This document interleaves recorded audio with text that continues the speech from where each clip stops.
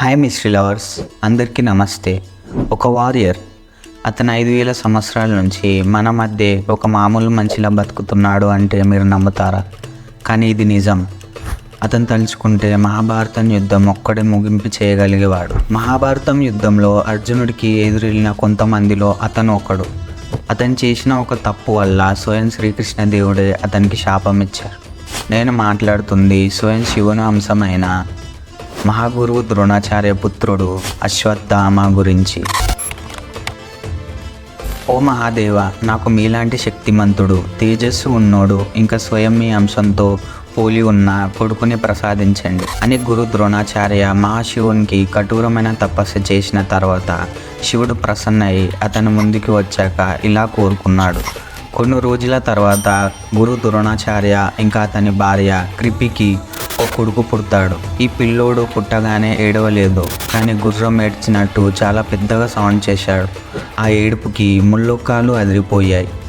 అప్పుడే ఆ పిల్లోడికి అశ్వత్థామ అని పేరు పెట్టారు. అశ్వత్థామ నుదుటి మీద ఒక మణితో పుట్టాడు. అయితే ఈ మణి శివుడు మూడో కంటితో కంపేర్ చేస్తారు. శివపురాణం ప్రకారం అశ్వత్థామ మహాశివుని అంశ. నుదుటి మీద ఈ మణి ఉండడం వల్ల అశ్వత్థామకి ఆకలి ఉండదు, ఏ రోగం అతన్ని ఏం చేయలేదు. ఈ భూమి మీద ఉన్న ఏ జంతువులు, ఆయుధాలు, రాక్షసులు అతన్ని ఏం చేయలేరు. బేసిక్గా ఈ మణి వల్ల అశ్వత్థామ పుట్టినప్పుడే ఇమ్మార్టల్ అయిపోయాడు. ద్రోణాచార్య ఎదురులేని యోధుడు, కానీ అతను చాలా సింపుల్గా బతికేవాడు.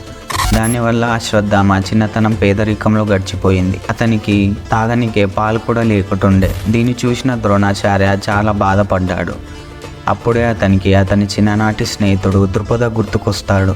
చిన్నప్పుడు వాళ్ళిద్దరు బెస్ట్ ఫ్రెండ్స్ ఉంటారు. ద్రుపద పాంచాల దేశం రాజు ఉంటాడు. అయితే ద్రుపద చిన్నప్పుడు నేను గాన రాజు అయితే నీకు సగం రాజ్యం ఇస్తాను అని మాట ఇస్తాడు.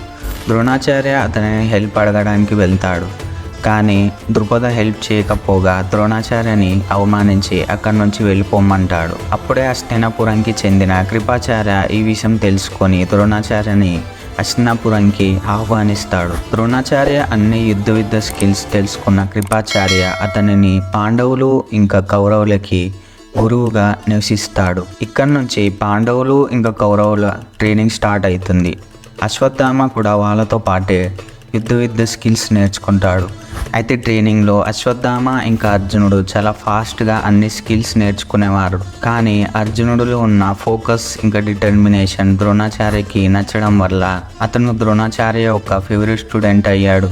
ద్రోణాచార్య అర్జునుడిని ఈ ప్రపంచంలోనే గొప్ప విలువిద్యవాడిగా చేస్తా అని మాట ఇస్తాడు.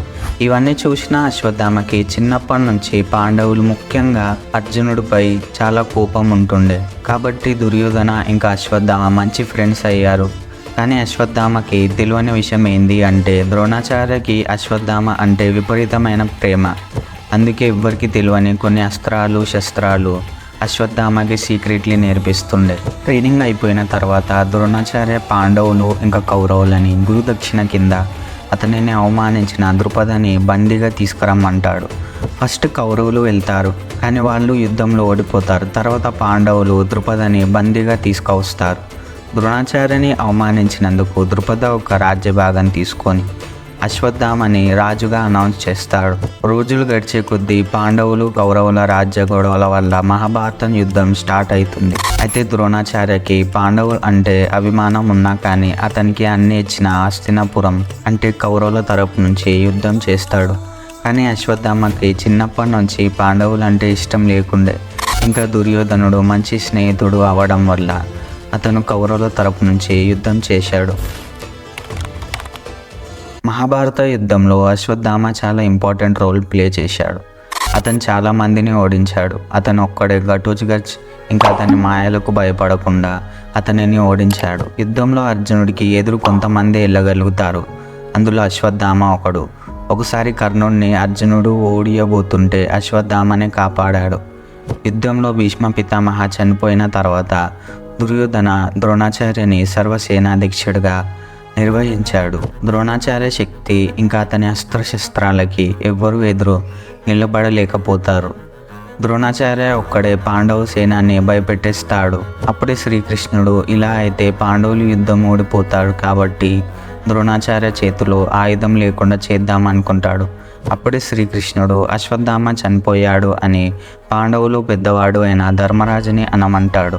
అని ధర్మరాజు అబద్ధాలు చెప్పాడు కాబట్టి భీముణ్ణి అశ్వత్థామ అని పేరు ఉన్న ఏనుగును చంపి అశ్వత్థామ అతహ గట్టిగా అని కుంజర స్లోగా అనమంటాడు. అంటే అశ్వత్థామ చనిపోయాడు, కానీ అది ఏనుగు. ఇది విన్న ద్రోణాచార్య చాలా బాధపడతాడు. అతని ప్రాణానికి ప్రాణంగా ప్రేమించిన అతని కొడుకు చనిపోయాడు అనే బాధతో తను ధ్యానంలోకి వెళ్ళిపోతాడు, ప్రాణాలు వదిలేద్దామని. అప్పుడే ద్రుపద కొడుకు ధృష్టద్యుమ్న పాండవుల తరపు నుంచి యుద్ధం చేస్తూ ఉంటాడు. తన తండ్రి నుంచి రాజ్యం లాక్కున్నాడు కాబట్టి ద్రోణాచార్య అంటే అతనికి కోపం ఉండే. అదే మంచి ఛాన్స్ అనుకొని ధ్యానంలో ఉన్న ద్రోణాచార్య తల నరికేస్తాడు. ఇది విన్న అశ్వత్థామ కోపంతో మండిపోతాడు. అదే కోపంతో అశ్వత్థామ 14వ రోజే ఒక అస్త్రం యూజ్ చేస్తాడు. ఈ అస్త్రం వల్ల యుద్ధం అదే రోజు అయిపోతుండే. ఆ అస్త్రం పేరే నారాయణాస్త్రం. ఈ అస్త్రం చేతుల్లో ఆయుధం ఉన్న వాళ్ళని అందరినీ చంపేస్తుంది. అప్పుడే శ్రీకృష్ణుడు పాండవులందరినీ ఆయుధం కింద పడేయమన్నారు. దానివల్ల ఈ అస్త్రం ఫెయిల్ అయిపోయింది. కానీ అశ్వత్థామ వెనక్కి తగ్గకుండా ఒక విల్లుతో గ్యాప్ లేకుండా బాణాలు వేసి 1,00,000 పాండవ సైనికులని చంపేస్తాడు.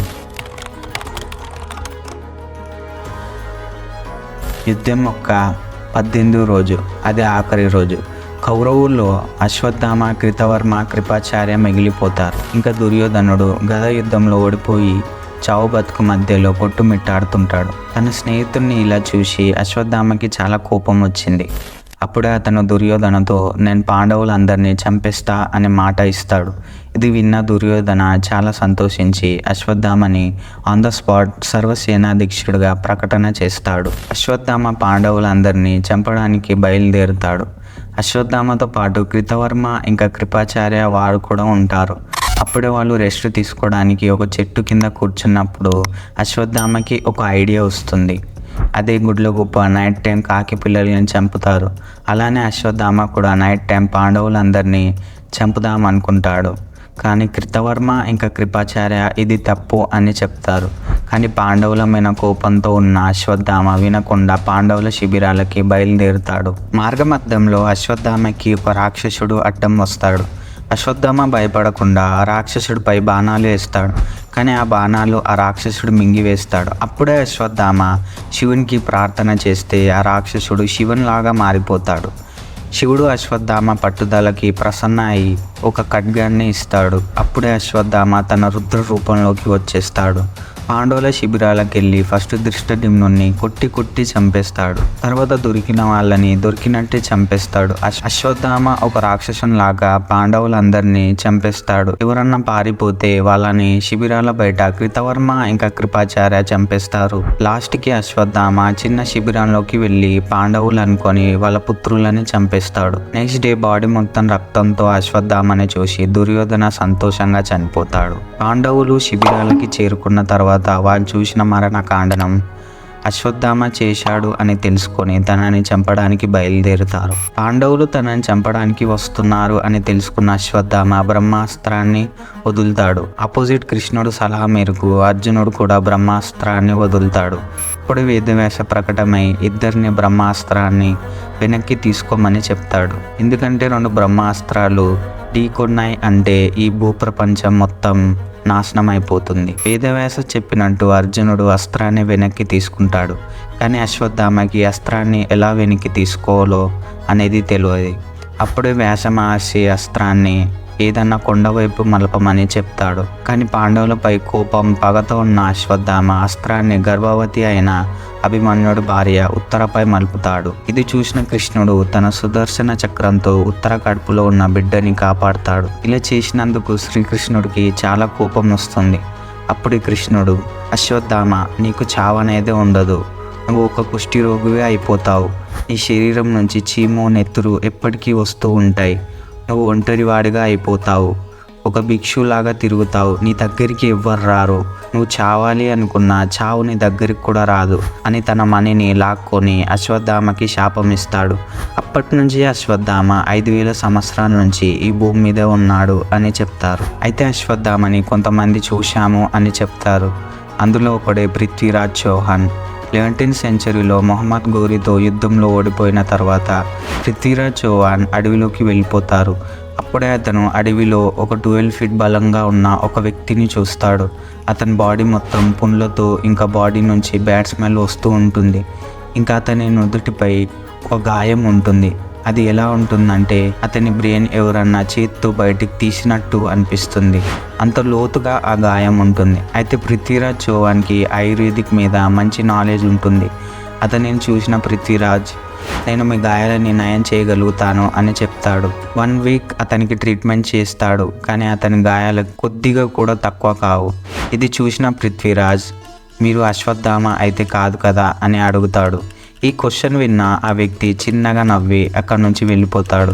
ఇలా పృథ్వీరాజ్ రాసో అనే బుక్లో రాసి ఉంది. మధ్యప్రదేశ్లో ఉన్న అసిర్గఢ్ కిల్లాలో ఉన్న శివలింగంకి డైలీ మార్నింగ్ ఎవరో తెలియని వ్యక్తి ఎవ్వరు లేనప్పుడు పూజ చేసి పోతాడు అని చెప్తారు. అయితే ఆ కిల్లా డైలీ ఈవినింగ్ తర్వాత మొత్తానికి క్లోజ్ చేస్తారు. ఎవరిని అలో చేయరు. కానీ అన్ని గేట్స్ క్లోజ్ ఉన్న డైలీ మార్నింగ్ పూజారి వచ్చే వరకు శివలింగంకి ఎవరో పూజ చేసి వెళ్ళిపోతారు. అయితే ఇది ఎవరో కాదు, అశ్వత్థామ అని అక్కడ వారి నమ్మకం. ఇవి 2 కాకుండా అశ్వత్థామకి రిలేటెడ్ చాలా స్టోరీస్ ఉన్నాయి. కానీ అవన్నీ కథలుగానే మిగిలిపోయాయి. ఏం ప్రూఫ్స్ లేవు. ఇది అశ్వత్థామకి సంబంధించిన మిస్టరీ. మీకు వీడియో ఎట్లా అనిపించిందో కింద కమెంట్ చేయండి. ఒకవేళ వీడియో నచ్చితే లైక్ చేయండి. మన ఛానల్లో కల్కి మూవీకి సంబంధించిన అన్ని మిస్టరీస్ గురించి వీడియోస్ వస్తాయి. మీరు మిస్ అవ్వద్దు అంటే మన ఛానల్ని సబ్స్క్రైబ్ చేసుకోండి. నేను నెక్స్ట్ వీడియోలో కలుస్తాను. అప్పటి వరకు స్టే క్యూరియస్.